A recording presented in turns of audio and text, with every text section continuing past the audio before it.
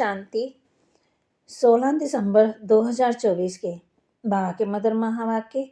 बाबा कहते, मीठे बच्चे, ये पावन बनने की पढ़ाई सब पढ़ाइयों को सहज है। इससे बच्चे जवान बूढ़े सब पढ़ सकते हैं।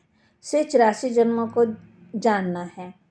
ये पावन बनने की पढ़ाई सब पढ़ाइयों से सहज है। इसे बच्चे जवान बूढ़े सब पढ़ सकते हैं। सिर्फ 84 जन्मों को जानना है। प्रश्न, हर एक छोटे व बड़े को कौन सी प्रैक्टिस जरूर करनी चाहिए? बाबा कहते, हर एक छोटे व बड़े को कौन सी प्रैक्टिस जरूर करनी चाहिए? उत्तर, हर एक को मुरली चलाने की प्रैक्टिस जरूर करनी चाहिए, क्योंकि तुम मुरलीधर के बच्चे हो। अगर मुरली नहीं चलाते हो तो ऊंच पदवी नहीं पा सकेंगे। किसी को सुनाते रहो तो मुख खुल जाएगा। तुम हर एक को बासमान टीचर जरूर बनना है। जो पढ़ते हो वह पढ़ाना है। छोटे बच्चों को भी ये पढ़ाई पढ़ने का हक है। वह भी बेहद के बाप का वर्षा लेने के अधिकारी हैं। ओम शांति। अभी आती है शिव बाबा की जयंती। उस पर कैसे समझाना चाहिए? बाप ने तुमको समझाया है, वैसे तुमको फिर औरों को समझाना है। ऐसे तो नहीं कि बाबा जैसे तुमको पढ़ाता है वैसे बाबा को ही सबको पढ़ाना है। शिव बाबा ने तुमको पढ़ाया है, जानते हो, इस शरीर द्वारा पढ़ाया है। बरोबर हम शिव बाबा की जयंती मनाते हैं। हम नाम भी शिव का ही लेते हैं। ये तो है ही निराकार, उनको शिव कहा जाता है। वो लोग कहते हैं शिव तो जन्म मरण रहित है, उनकी फिर जयंती कैसे होगी? ये तो तुम बच्चे जानते हो।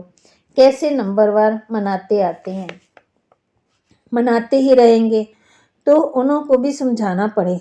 बाप आकर के इस तन का आधार लेते हैं। मुख तो जरूर चाहिए, इसलिए गौमुख की भी महिमा है। ये राज जरा पेचीदा है। बाबा कहते, शिव बाबा के ऑक्यूपेशन को समझना है। हमारा बेहद का बाप आया हुआ है, उनसे ही तुमको बेहद का वर्षा मिलता है। बरोबर भारत को बेहद का वर्षा था और किसी को होता ही नहीं है। भारत को ही सचखंड कहा जाता है, सचखंड कहा जाता और बाप को ही सत्य कहा जाता। कहते हैं सत्यम शिवम सुंदरम। तो ये बातें समझानी पड़ती है। फिर कोई को जल्दी समझ में नहीं आता, कोई तो जड़ समझ जाते हैं। ये योग और एजुकेशन पढ़ाई दोनों खिसकने वाली चीज़ें हैं। उसमें भी योग जास्ती खिसकता है।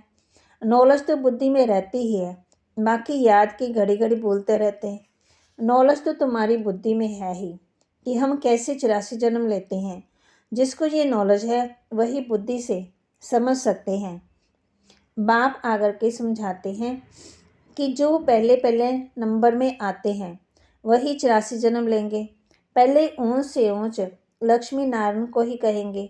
नर से नारायण बनने की कथा भी नामी ग्रामी है। पूर्णमासी पर बहुत जगह सत्यनारायण की कथा चलती है। अभी तुम जानते हो, हम सचमुच बाबा द्वारा नर से नारायण बनने की पढ़ाई पढ़ते हैं। ये है पावन बनने की पढ़ाई और है ही सब पढ़ाइयों से बिल्कुल सहज। 84 जन्मों के चक्कर को जानना है और फिर ये पढ़ाई सबके लिए एक ही है। बूढ़े बच्चे जवान जो भी हैं सबके लिए एक ही पढ़ाई है। छोटे बच्चों को भी हक है। अगर माँ बाप इन्हों को थोड़ा थोड़ा सिखाते रहे तो टाइम बहुत बड़ा है। बच्चों को भी ये सिखाया जाता है कि शिव बाबा को याद करो। आत्मा और शरीर दोनों का बाप का अलग अलग है। आत्मा बच्चा भी निराकारी तो बाप भी निराकारी। ये भी तुम बच्चों की बुद्धि में है कि एक निराकार शिव बाबा हमारा बाप है। कितना छोटा है ये अच्छी रीति जानना है। दोनों रीति से याद रखना है, भूलना नहीं चाहिए। हम आत्मा भी बिंदी मिसल छोटी हैं।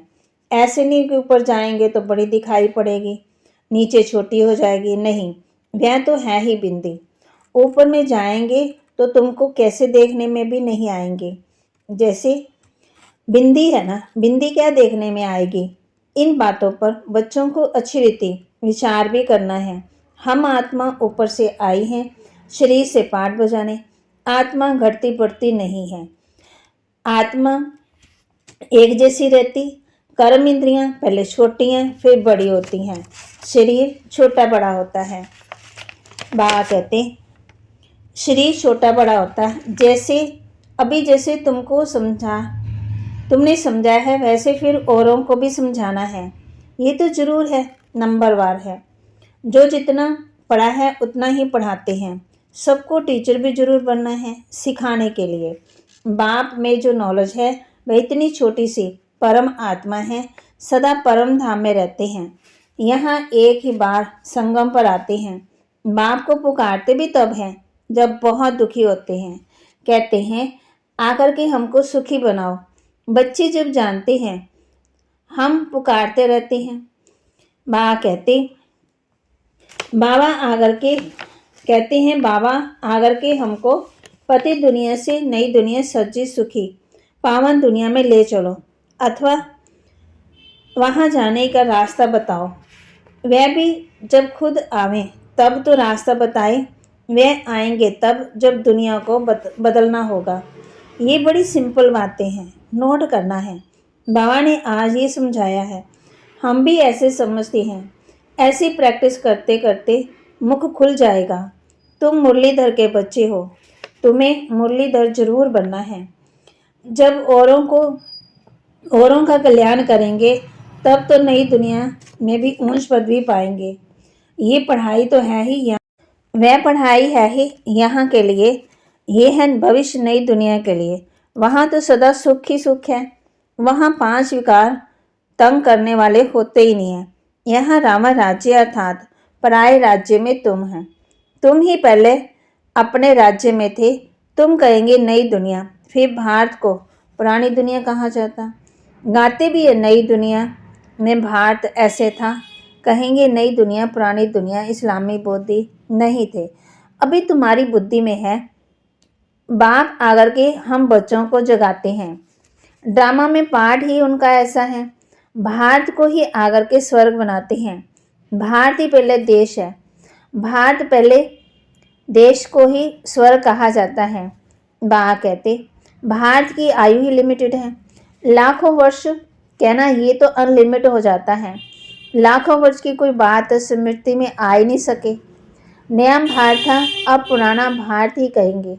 भारत ही नई दुनिया होगी भारत की। तुम जानते हो हम अभी नई दुनिया के मालिक बन रहे हैं। बाप ने राय बताई है। मुझे याद करो तो तुम्हारी आत्मा नई प्योर बन जाएगी। फिर शरीर भी नया मिलेगा। आत्मा और शरीर दोनों सतो प्रधान बनते हैं। तुमको राज्य भाग्य मिलता ही है सुख के लिए। ये भी ड्रामा अनादि बना हुआ है। नई दुनिया में सुख और शांति है। यहाँ कोई तूफान आदि नहीं होते। बेहद की शांति में सब शांत हो जाते हैं। यहाँ है अशांति तो सब अशांत है। सतयुग में सब शांत होते हैं। वंडरफुल बातें है ना। ये अनादि बना बनाया खेल है। ये है बेहद की बातें, वह हद की बातें। बैरिस्ट्री इंजीनियर जज आदि पढ़ते। अभी तुम्हारी बुद्धि में बेहद की नॉलेज है। एक ही बार बाप आकर के बेहद का राज समझाते हैं। आगे तो ये नाम भी नहीं सुना था कि बेहद का बाप ड्रामा कैसे चलता है। अभी समझते हो सज्जु त्रेता द्वापर, जरूर ये पास्ट हो गया। उसमें इनका राज्य था। बाबा कहते त्रेता में राम राज्य था, पीछे फिर और धर्म आए, इस्लामी बौद्धि क्रिश्चन, सब धर्मों का पूरा मालूम है। ये सब 2500 वर्ष के अंदर आए हैं। उसमें भी 1250 वर्ष कलयुग, सब हिसाब है ना। ऐसे तो नहीं कि सृष्टि की आयु ही 2500 वर्ष है, नहीं। अच्छा, फिर और कौन सा विचार किया जाता है। इनों के आगे बरोबर देवी देवता धर्म, वह भी जो मनुष्य परंतु दैवी गुण वाले थे। सूर्यवंशी चंद्रवंशी 2500 वर्ष थे। बाकी आधे में ये सब थे। इसमें जास्ती तो कोई हिसाब किताब निकल ना सके। फुल पौना आधा चौथा 4 हिस्सा होता है ना। कायदे से टुकड़ा टुकड़ा करेंगे ना। आधे में तो ये है, कहते भी हैं सतयुग में सूर्यवंशी राज्य, त्रेता में चंद्रवंशी राम राज्य। ये तुम सिद्ध कर बतलाते हो। तो जरूर सबसे बड़ी आयु उनकी होगी जो पहले पहले सतयुग में आते होंगे। कल्प की 5000 वर्ष की आयु, ये लोग 84 लाख जोनियां कह देते हैं। तो कल्प की आयु कोई लाखों वर्ष कह देते हैं, कोई माने ही भी नहीं। बाबा हम बच्चों को समझाते, इतनी बड़ी दुनिया में भी दुनिया हो न सके तो बाप बहन समझाते हैं वह सब है अज्ञान और ये है ज्ञान। ज्ञान कहाँ से आया ये भी किसी को पता ही नहीं है। ज्ञान का सागर तो एक ही बाप है, वही ज्ञान देते हैं मुख से, कहते हैं गौमुख। इस गौमुख से तुम सबको अडॉप्ट करते हो। ये थोड़ी सी बातें समझाने में तो बहुत सहज है।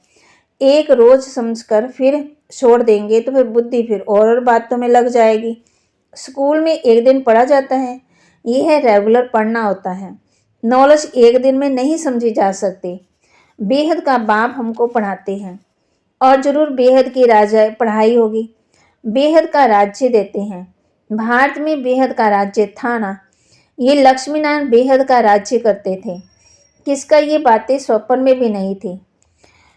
बाप कहते जो पूछे उन्होंने राज्य कैसे लिया, उन्होंने प्योरिटी कैसे आई, योगी है ना इसलिए आयु बड़ी होती। हम ही योगी थे, फिर 84 जन्म ले, भोगी भी जरूर बनना। मनुष्य नहीं जानते कि ये भी जरूर जन्म में आए होंगे। उनको भगवान भगवती नहीं कहा जाता। इनसे पहले तो कोई है नहीं जिसने 84 जन्म लिया हो।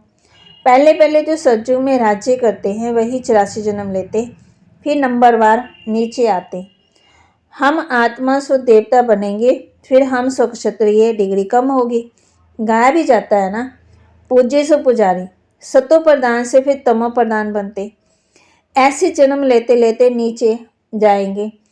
ये कितना सहज है, परंतु माया ऐसी है जो सब बातें बुला देती है। ये सब पॉइंट्स इकट्ठी करें, किताब आदि बनाएंगे, लेकिन वह तो कुछ रहेंगे नहीं। ये है टेम्परेरी। बाप ने कोई गीता नहीं सुनाई थी। बाप तो जैसे अब समझा रहे हैं ना, ऐसे समझाया था। ये वेद शास्त्र आदि सब बाद में बनते हैं। ये सब विनाश होगा तो बाप कहते हैं जल जाएंगे। सज्जो त्रेता में कोई पुस्तक आदि होता ही नहीं। फिर भक्ति मार्ग में बनते, कितनी चीज़ें बनती, रावण की भी तो बनाते, परंतु बेसमझी से कुछ भी बता नहीं सकते। बात समझाते ही हर वर्ष बनाते और कोई और जलाते रावण को। जरूर ये बड़ा दुश्मन है, परंतु दुश्मन कैसे है ये कोई नहीं जानते। ये समझते सीता चुरा ले गए इसलिए शायद दुश्मन है। राम की सीता को चुरा ले जाए तो बड़ा डाकू हुआ ना। फिर कभी चोरी की, त्रेता में कहे कि ये ऐसा त्रेता के राज्य में होगा। ये सब बाबा कहते सीता कौन सी चोरी हुई, कब आए, चोर कौन सी, ये सब अंत में होता है, लास्ट में इन बातों पर विचार किया जाता है। कभी चोरी होनी चाहिए, कौन सी राम की सीता चोरी हुई। राम सीता की भी राजधानी चली क्या, एक ही राम सीतावाद चले गए। बाप कहते हैं क्या एक, ये तो शास्त्रों में जैसे जैसे कहानी लिखी है विचार किया जाता है कौन सी सीता कौन सा राम, तो कौन सी सीता को चुराया। जरूर लास्ट वाले, जब आत्मा के अंदर गिरावट आ गई। ये तो कहते हैं राम की सीता चुराई गई। अब राम के राज्य में सारा समय एक का ही राज्य तो नहीं होगा, जरूर और भी होंगे। तो कौन से नंबर की सीता चुराई गई, ये सब बहुत समझने की बातें हैं। तुम बच्चे बड़ी शीतलता से किसी को भी ये सब समझा सकते हो।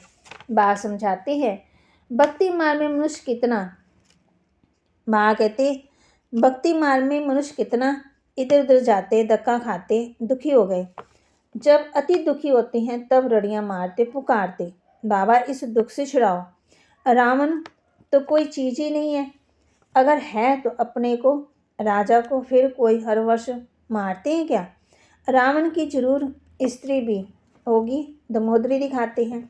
दमोदरी का बुत बनाकर जब जलाए, ऐसा कभी देखा ही नहीं है। तो बाप बैठ समझाते हैं तो बाप बैठ समझाते हैं, ये है झूठी माया, झूठी काया, झूठा सब संसार। अभी तुम झूठे मनुष्य सच्चे देवता बनने बैठे हो ना, फर्क तो हुआ ना। वहाँ तो सदा सच्ची बोलेंगे, वह है सचखंड, ये है झूठखंड। तो झूठ ही बोलते रहते।